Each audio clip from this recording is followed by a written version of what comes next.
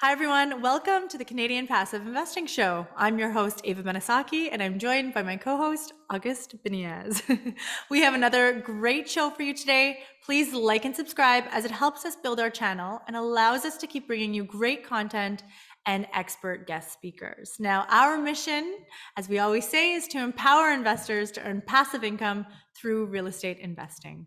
Today, we are joined by Adam Balsinger. Is that right? Balsinger. Very close. Balsinger. Very The close. Canadian accent. Yeah, exactly. That's what. A little bit about Adam, everyone. Adam currently serves as Investor Relations Manager of the Investor Boardroom, in which he actively works to locate accredited and sophisticated investors and build relationships with them. And we're going to dive into a lot of that. But he then presents deal offerings to these investors and spearheads the company's capital raising efforts.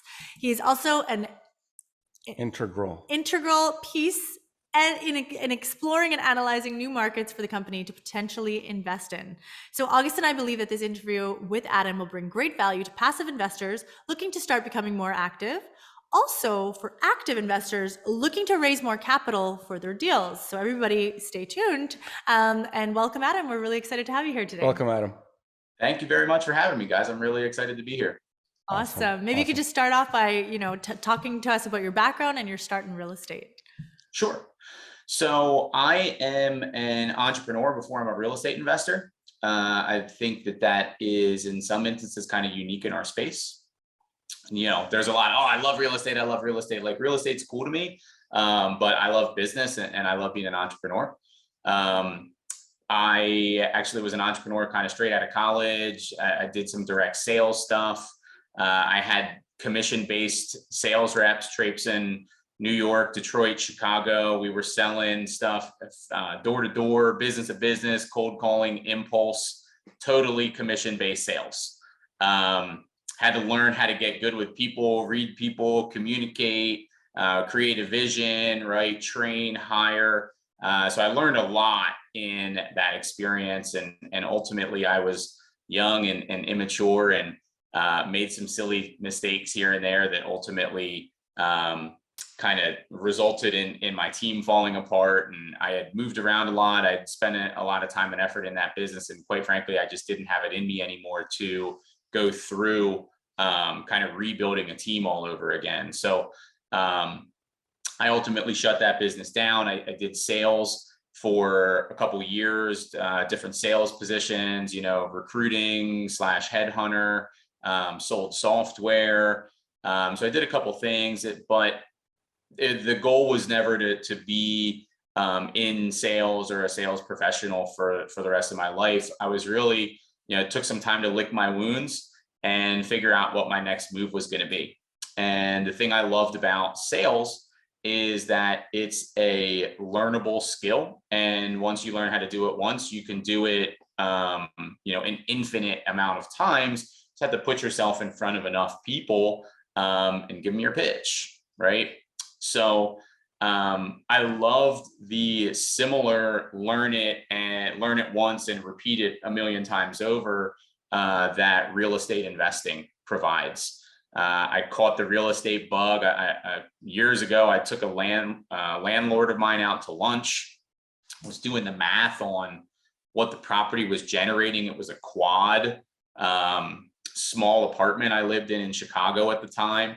I've moved around a lot during my life, but he was bringing in like $8,000. I was shortly after I shut my business down. I took him out to lunch. Just kind of like, how did you do this? How does this work? And that's what kind of got the wheels cranking on real estate. I started several years later. I started out doing single family fix and flips. The goal was to stack cash from those fix and flips and then go out and buy rental property, income producing property. This is 8 years ago. I've been a full-time real estate investor now for 8 years.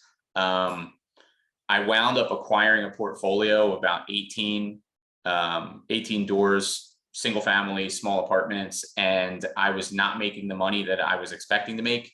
And it was taking a lot more of my time, even though I had third-party property management companies for every single one of the units that I had. It was just a lot to manage the property managers.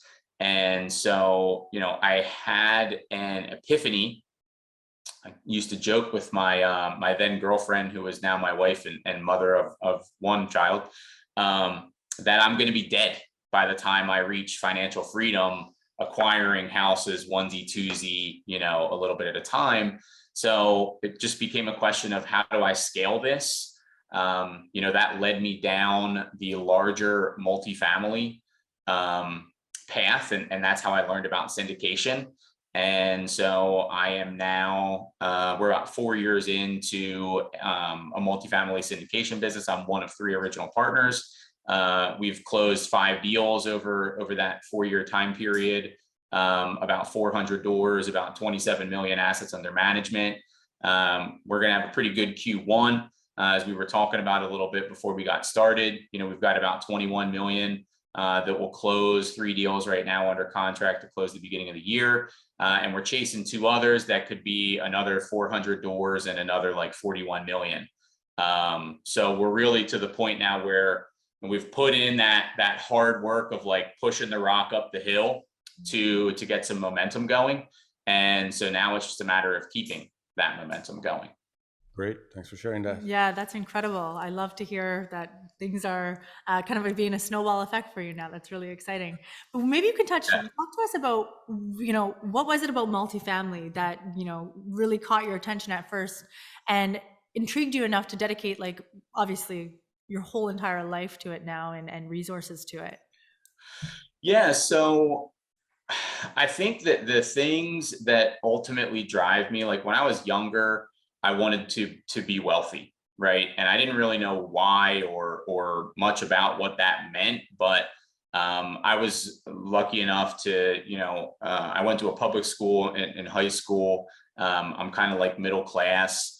I grew up in the middle of the nowhere, so totally out in the sticks. My dad was one of the more successful parents of all the friends that I knew, but I got myself in a lot of trouble. In high school, I wound up going to a private school, and that opened up my eyes to like a whole other level of success just from other kids that I met at this private school. Surgeons and lawyers and people making like way more money than my dad had made. And that the houses that they lived in and the vacations that they did, like all that shit was like really interesting and attractive to me. Right. So that was kind of one of the things that led me down that entrepreneurial path to begin with. And as I've gotten older, I've started to value my time a lot more. I still want to be wealthy. I still will be wealthy. But to me, like the benefit of the money is that the money buys you the time, and then you can do whatever you want to with the time.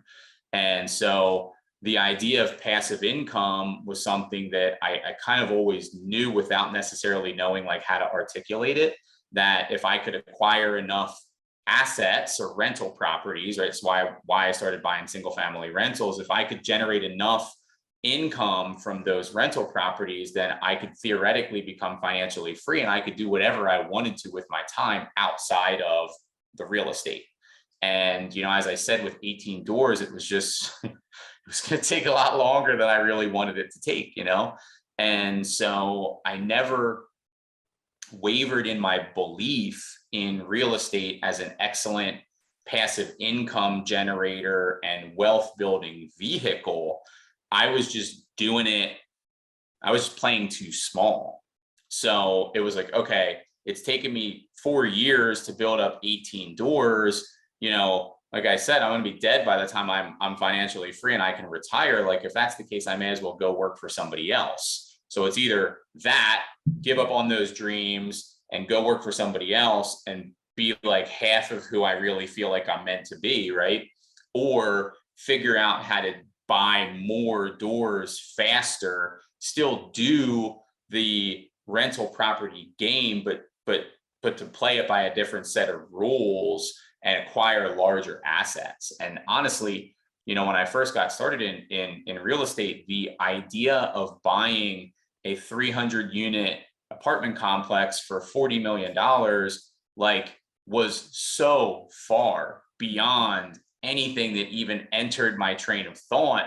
It never even dawned on me as being possible. Unattainable. Feels unattainable for everyone. It was like, it wasn't even a thought that, like, it was so far from anything I even considered a realm of possibility, right? And so, but you get around people who are doing things that are bigger than you're doing, and that opens your eyes to a whole different avenue and a whole different realm of possibilities, and you start to go down that path, and it's uncomfortable as shit, right, to go down that path. Apologies to your audience, I'm not as PC probably as the CPI team, as evidenced by my baseball hat and my sweater, rather than their business professional attire. They're like, who is this scrub swearing? This guy. Right. But so, it takes some courage, right, to go down that path, because it's so far beyond, like, it really forces you to stretch your mindset. And how old are you at this point when you come to this real? So at some point you come to a realization that real estate is an asset class you want to be in, but then you come to a realization that no, there's this particular property type within this asset class that you want to focus on. So how old are you approximately around it? Yeah, so I'm 38 now. So when I got started in real estate, I would have been 30. And when the realization that I needed to kind of adjust my approach, that was 4 years ago. So I would have been about 34 at that point. The reason I say that, and I ask that question, is a lot of people are stuck in, in the perpetual kind of, the ball and chain of having a job and not realizing what does it really mean for being financially free, and not understanding what money really means. Is this idea of, having an income or having money, or having, the Maslow's hierarchy of needs. They're fine on that kind of first level, but just trying to, have food and shelter and what have you. But the concept of money is much greater than that. And that realization that I need to have passive income to be able to be financially free, to be able to be wealthy. That's the difference between being rich and being wealthy, right? Wealthy is when you have passive income coming in. Rich is when you just have, assets or cash or what have you. But getting to that realization, and then, the next step is that we're going to enjoy talking about it, but it's incredible that you reach that mindset, and then to kind of the journey when it comes to private, need for private equity to be able to get those larger deals. So I just wanted to kind of touch on that. Yeah. And, I think, like, to articulate it now is not necessarily the way that I was thinking of things then when I was going through it. I was mildly successful doing fix and flips. I was doing a handful of them a year. I was making a little bit of money, but it was not the money that I wanted to make based on the amount of time and effort and stress that I was putting myself through, right? Like, to say that HGTV romanticizes fix and flips would be like the biggest understatement of the year, right? Like, it looks so easy and it is so friggin' hard, or at least it was for me. And so, I'm banging my head against this wall for several years, and you get to a point where it's like, okay, maybe I need to pivot. And so I think that's a challenge for a lot of people when they start to think about going a different path that isn't quite as traditional, right? Like, one of the things that August said, so we're all kind of like programmed a certain way through school, right? So many of us are taught, like, get a good stable job and get that career, and like, that's what you do, and then you put your money into your 401k. And so we're conditioned to kind of behave a certain way, right? And very little of that conditioning or programming, like I'm talking about, is on financial, like anything financial, right? Like, there is such a dearth of financial intelligence of people, at least in this country. I don't know what you guys see in Canada, but it is a shocking majority of people that flat out don't understand anything about investing, right? But so, when you get into something new, there's, I think, a challenge from, okay, when have I tried enough that I know that this path might not be the right path and I need to pivot? So real estate was kind of always, I had attached myself to this idea of real estate, but that niche just wasn't serving me. And I tried it enough. I was doing fix and flips for 3.5 years. And I gave myself enough time and did enough deals to feel like, okay, maybe with my skill set, this niche is just not the right skill set. Or maybe I don't have the right skill set, excuse me, for this niche. And I need to shift and I need to pivot. And so I had always been attracted to bigger deals. Like I paid for a house flipping guru. It was like 30 grand to go learn how to flip houses, like a weekend bus tour, one of those types of events. And I remember asking the head guy, right, the guru, like, do you do commercial deals? Like, so even back then, like I didn't really even understand or grasp single family fix and flips yet. And I was still kind of thinking bigger. I just didn't have any idea how to go about doing it. That's the entrepreneur in you. And so, you try, you're like, okay, I need to pivot. You pivot. Okay, that isn't quite what I want, but this is more like what I'm going for. I need to pivot. I need to go bigger. I need to do this at scale. And then, so it was kind of like, that was the progression. But, again, going through it, you're just kind of like, you're assessing and you're pivoting and you're reacting based on what seems like it makes the most sense at the time. I don't know if that makes sense. Oh, for sure. Absolutely. Now let's talk about real estate private equity. Obviously, when you talk about scale, right away, the equity is what limits people from scaling. Or ever starting. Exactly. So this kind of the GPLP structure, the kind of idea of an operator, a sponsor, a manager that looks after the deal, and then the investors who come on board as silent partners, as the limited partner. Talk to us about when you realized the need that existed for equity, and then how did you go about creating and cultivating those relationships that needs to be in place for you to be able to raise equity and getting into that space. And we actually met at Passive Investing's Capital Raising Summit in person. Yeah. So we know that you're a student of the game. Talk to us about the start and what you realized and also the mindset needed to be able to succeed in the capital raising, because capital raisers are a lot different than operators. Operators are very much deal focused. That kind of, they're not really relationship focused, and like people like Ava, who is a people person and what have you. Talk to us about your start, about that topic, please. Sure. So coming, with my background again in fix and flip, like, to me, all real estate boils down to two things: deal flow and money, right? Like, you can be successful in any real estate niche if you can just generate leads for deals and you can generate leads for capital, right? You are going to be fat and happy if you can do one of those. If you can do both of those, like, we're talking stratosphere type heights, right? So, I knew that both were needed. Just from the fix and flip experience. I incorrectly assumed that I was going to be able to take some of those private investors from the fix and flip space and transition them over to becoming private investors of mine in a syndication, right?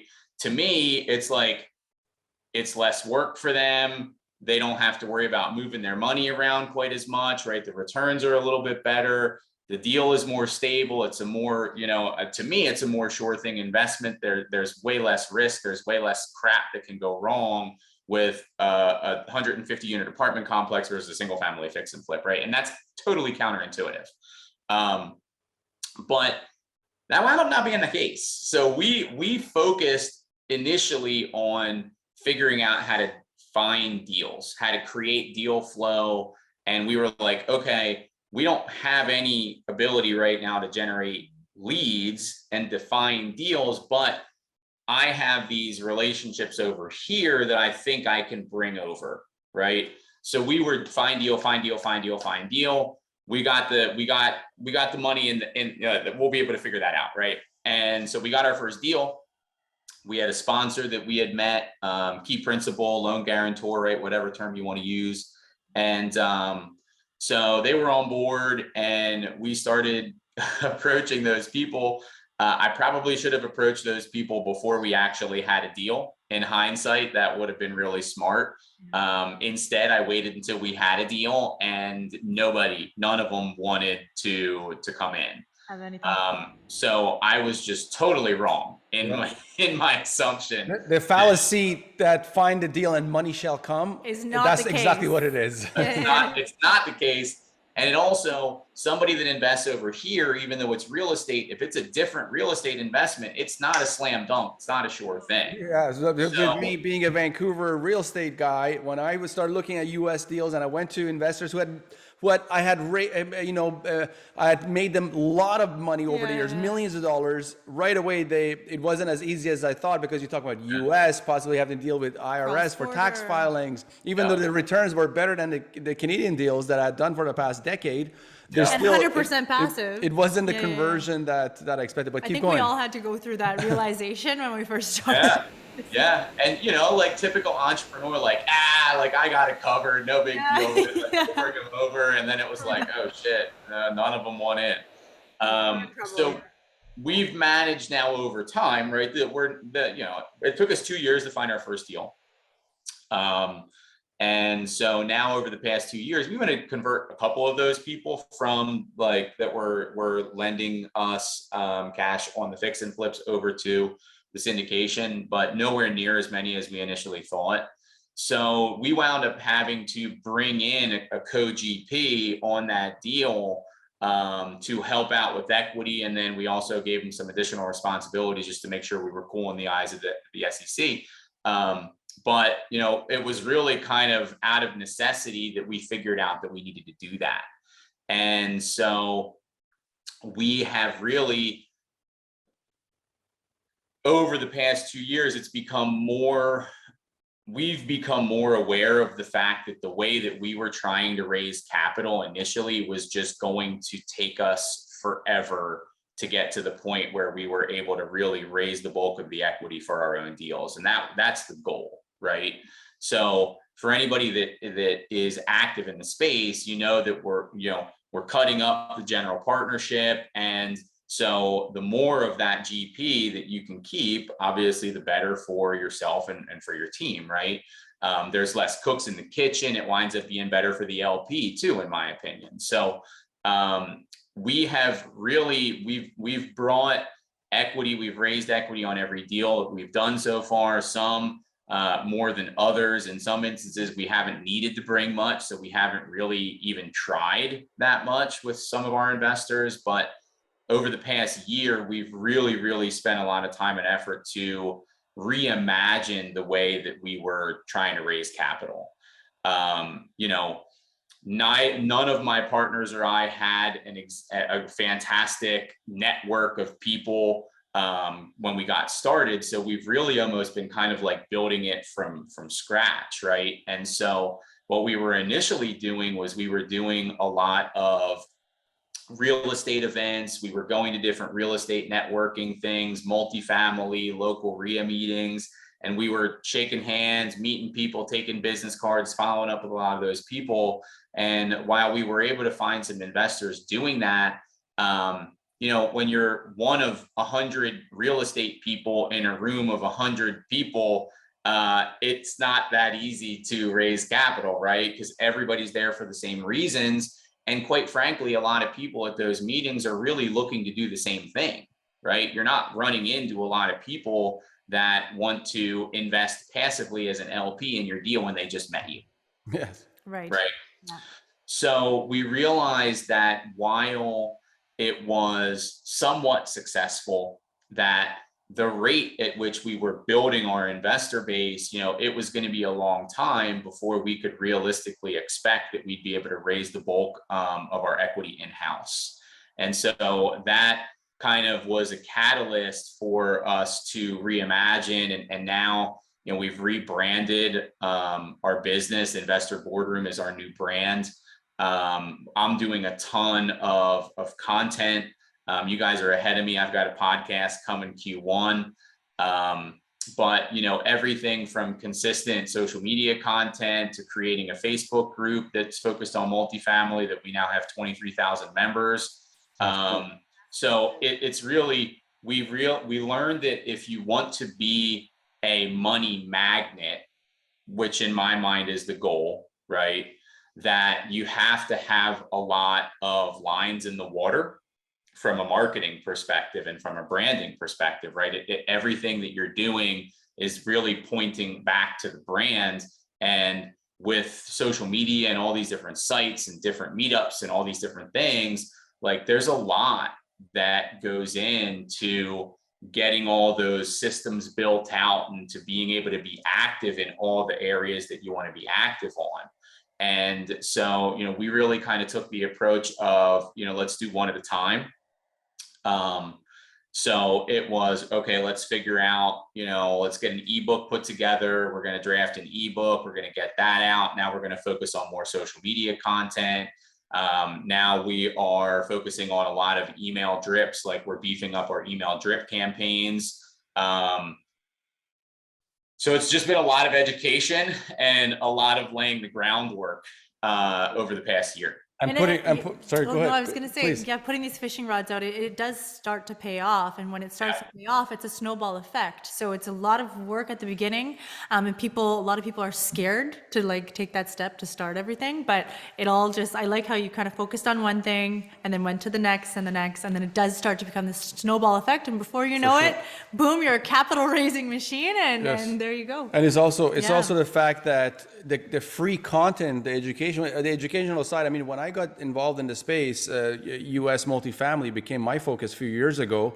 I noticed that groups out there, private equity firms, they were giving out so much content and free information. They were literally giving out the blueprint of what they were doing. And to me, being in the space I was here in Vancouver, real estate people were very much guarded. It was hard to get a plumber referred to me from some of my peers who were in the business for 30 years, Vastly different let from alone the sitting down US. and giving the blueprint of the business. So that was what attracted me to the business. And then I ended up actually investing with some of those operators that were giving out that content. So that creating that content and giving out for free to investors is huge. And also, like in our case,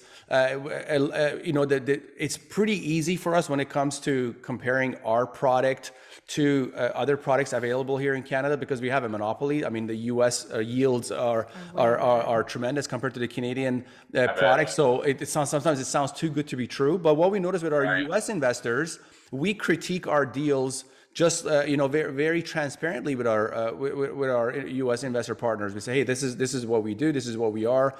We are allocators in some of the deals we get involved with. So we are somewhat capital raisers with some asset management duties that we also have. But we also have to educate them that, hey, there is not an extra slice of the pie that's given to us. The GP just shares within the profits. So education is huge, creating content. So we applaud you on that side of it. I love to be on your podcast. If you do have guests on that podcast at some point, I've seen some of your videos though on LinkedIn. I think you're very active on Instagram as well. Some of your videos are pretty cool that I've watched. For sure. You're just saying that because I'm a guest.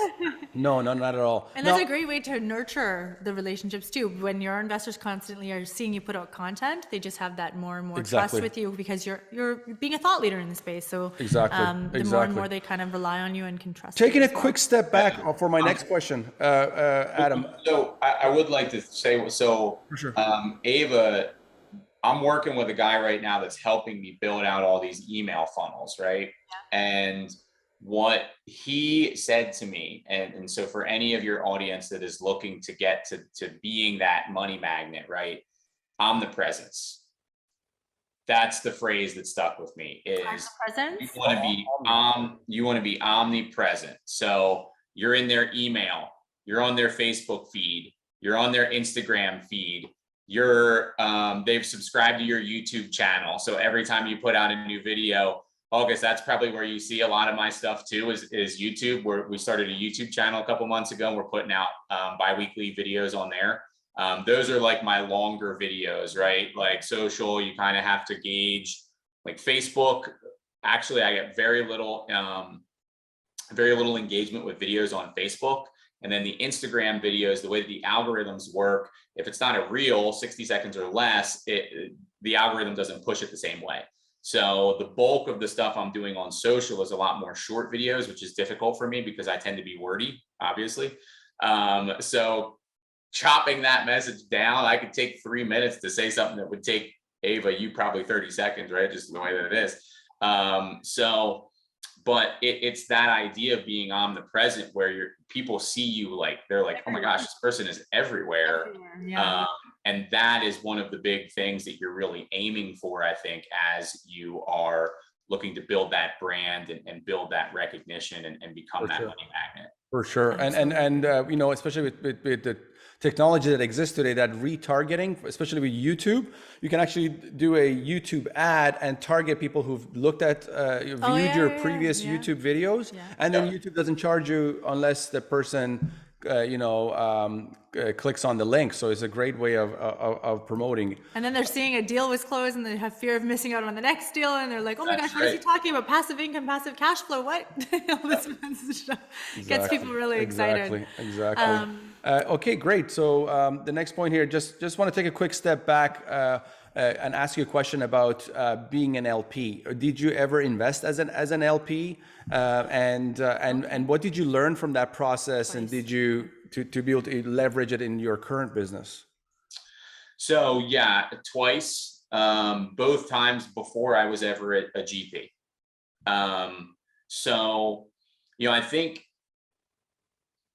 the initial objective was to build a relationship with that operator, right? The person who was running the deal.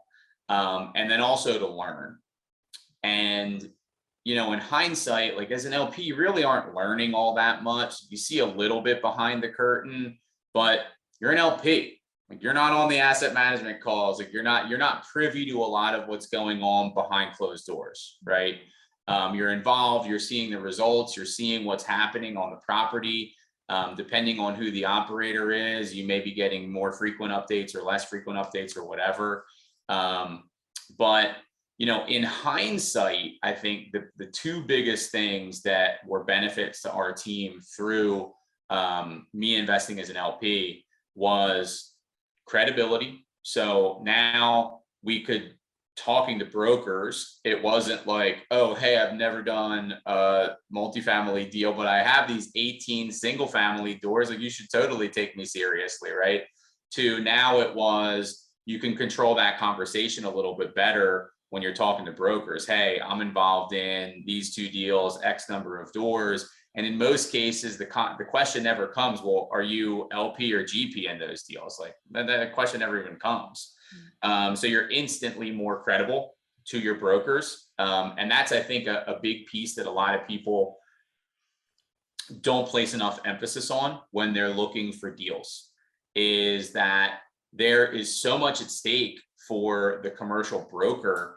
They put somebody in front of their seller and they recommend that buyer, and that buyer shits the bed and the seller gets angry and pulls the listing. It's a big commission check potentially that they've just cost themselves by simply recommending the wrong person. So, a big uphill battle, I think, for some people, especially depending on what their background is getting into multifamily, is a lot of them are used to the single family game, right? Where you shake a tree and 78 real estate agents fall out of it, right? And they're all like desperate to try to put you on an auto search. Like it doesn't work that way in the commercial space. You have to really prove yourself that you're a credible and capable person before they even begin to give you the time of day. And so it becomes a question of, okay, well, how quickly can we establish that relationship? And in my mind, what can I do if I can invest some money over here to give me some more instant credibility? I'd rather do that than have to date this person for a year before they send me anything good, right? So that was a major benefit. The second benefit was actually the furthering of the relationship. And I think that this is actually the biggest benefit, was I invested in 2 different syndications with 2 different operators. My first sponsor was one of those operators that we invested with as an LP. My second and third sponsor, right? Same person sponsored deal 2 and deal 3 for us. That was the other operator that I invested with as an LP. So those relationships were strengthened, solidified, and developed through being in that deal with them. There was other stuff that helped to further build and develop that relationship, but it certainly helped. Mm-hmm. Got it. Got it. Great. Really appreciate that. Really appreciate your transparency and giving us some golden nuggets here. Before we move on. It's really cool to see like your trajectory too, how you kind of grew your business over time and a shift of mindset and the entrepreneurial spirit. You know, it just really can be a game changer for people. Yeah. Before moving on to the next segment of our show, do you have what's your best advice for someone looking to passively invest in real estate? Stop waiting. And you guys will probably relate to this. I think a lot of people just literally get in their own way, right? So, and especially if they're not coming from the real estate space, right? So we deal with so many investors that, I want to get out. I'm too much exposure to the stock market. I want to diversify, right? But then they're having trouble wrapping their head around the way that multifamily is even assessed from a value perspective. They're like, well, you're only increasing the rents by 75 doors. How does that equate to a $5 million $5 million increase in value? Like what? Like, how does that even make sense, right? Like they know sales comparables because they've likely purchased a house. Exactly. Wow. Very, very well said, man. You hit the nail on the head when it comes to the difference between this wealth building machine that is multifamily and other types of real estate investing single family. I don't know how it works. Like, I don't know if I'm ready yet. Well, like, you got on the fucking airplane to fly somewhere before. Did you know how the airplane works? Because I don't. I just get on it because I know that the airplane works and I'm not going to crash, and like I get to where I want to go, right? As GPs, is our duty to kind of emphasize, particularly on that rent growth, that increase in rent by a nominal amount equaling such a huge amount of gains on the back end and the forced appreciation is our duty to kind of explain it. On a 200 unit, if you were to renovate 200 units, bump the rents up by let's say $175, it's going to equal to around $9 million of value creation for yourself at a 4% cap rate. Exactly. It's really, really powerful stuff. Wealth building machine. Great. Okay, awesome. I just think it's, we tend to get in our own way a lot of times, especially when something is new and it sounds really good. Yeah. So a lot of us have been, again, like we've been conditioned, right? We talked about like programming and conditioning a little bit earlier. So many of us have been conditioned, like if it sounds too good to be true, it's too good to be true. So wait, I can get 18% annualized rate of return and do nothing, and it's more stable than the stock market. They're like, my financial advisor keeps telling me that I can't do better than the 8% that I get in the S&P. And have limited liability. Have limited liability too. Why wouldn't my financial advisor be encouraging me to do these? And you're like, because you don't understand that you're now taking commission out of your financial advisor's pocket. Like, that's why they're not telling you this, right? Yeah. So it's the fact that it's an alternative investment and that it's new for so many people. So what I would really encourage the typical LP is, like, you don't necessarily have to understand every single piece of the deal, every single variable that could impact the overall deal. If you understand the benefits of investing in real estate and you trust the operator and the person who was responsible for executing on the business plan, those are the two most important things, in my opinion. Well said. Well said. Well said, Adam. Okay, we're gonna go to our next segment of the show, the 10 championship rounds to financial freedom. Whatever comes top of mind, we're excited to hear your answers. So, number one question: who was the most influential person in your life? My dad. Okay. Nice. 100%. It's funny. There's this conversation that's happening in our country right now. I'm sure you guys hear it, right? About the privileged white person, right? Hear it all the time, like privileged white person. White privilege. White privilege. those people that they're talking about didn't have the upbringing that my dad had. You know, my grandparents were phenomenal people, but they were very simple people. They had no financial literacy. Nobody had ever taught them anything about money. Like, we're talking about working in horrible conditions in coal mines in Western Pennsylvania. I would go visit my grandparents at the trailer park. Like, there is no such thing as privilege based on color. The privilege that people have is financial, right? Doesn't matter what color you are. If you've got coin, you've got privilege that people that have no money do not have.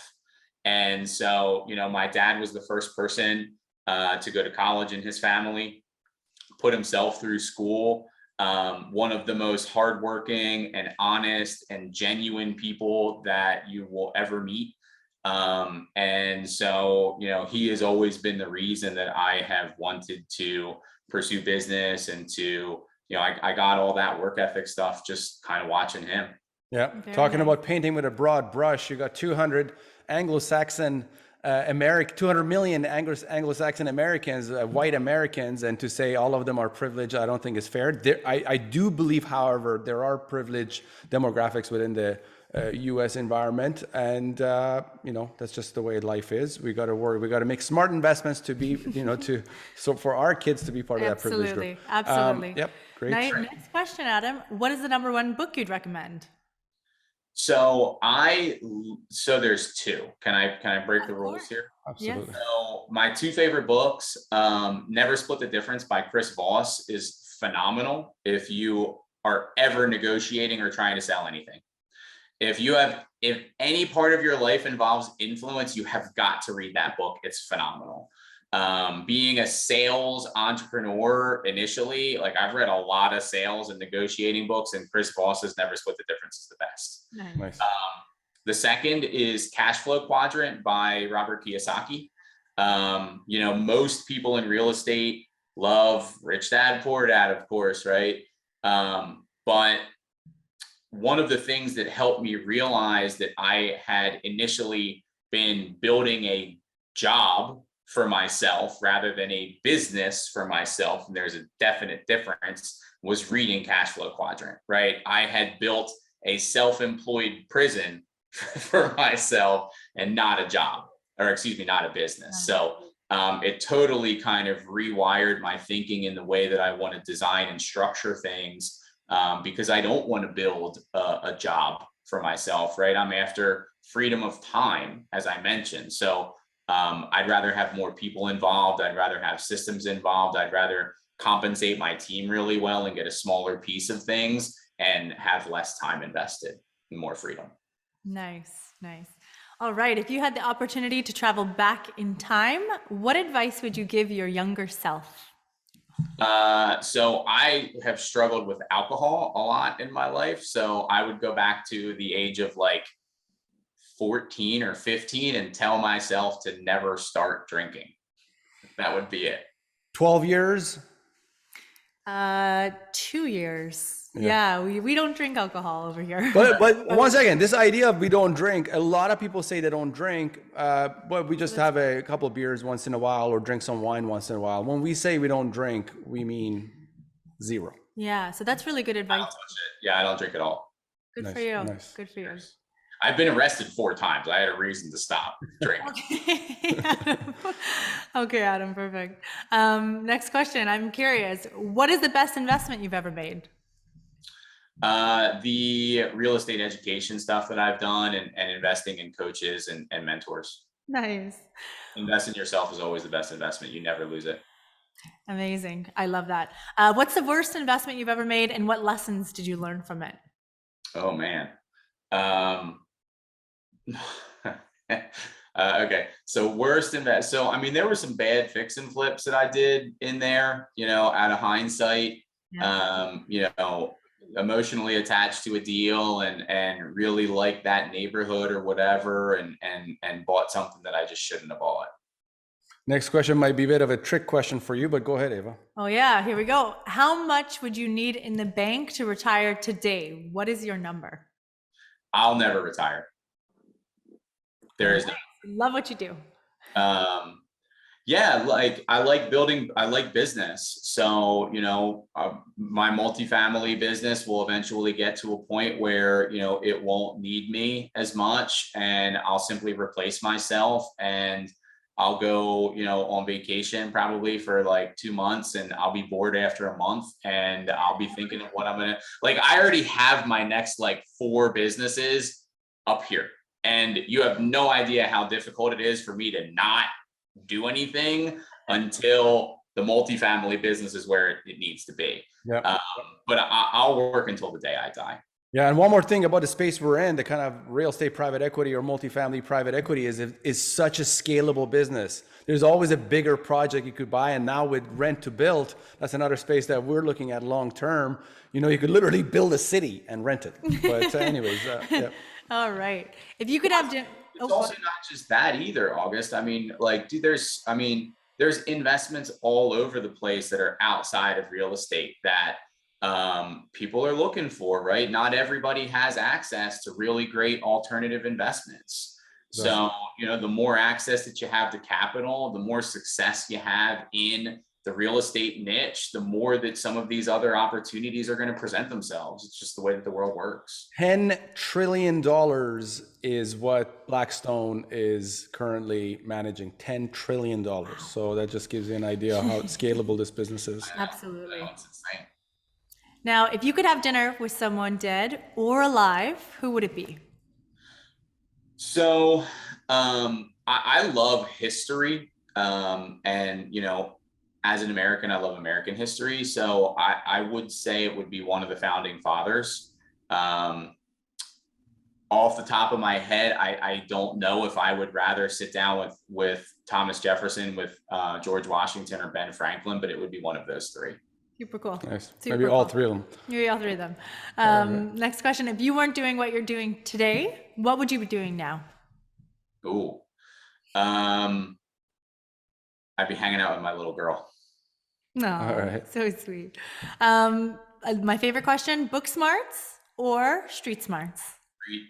Street. Okay, majority of people say that. And then last question, if you had $1 million cash and you had to make one investment today, what would it be? Ooh. So it has to be in the same place, huh? I'd put it in one of my deals. Nice. One of your multifamily deals. But that's an operator that puts his money where his mouth is. All right. If I could spread it out, there'd be some in the deals, and then there'd be a lot in crypto. I'd be playing around with crypto. Both. Nice. Adam, what's the best way people can reach you? So I am most active, as August mentioned, on Instagram. So my handle is just @realestateadam with the number 7. So Instagram would be it. Okay, fantastic. Thank you so much for taking the time to be with us today. I appreciate you guys having me. It was good to see you again. It's been a little bit since we ran into each other. I think 3 months goes by fast. So yeah, nice to see you too, Adam. Yes.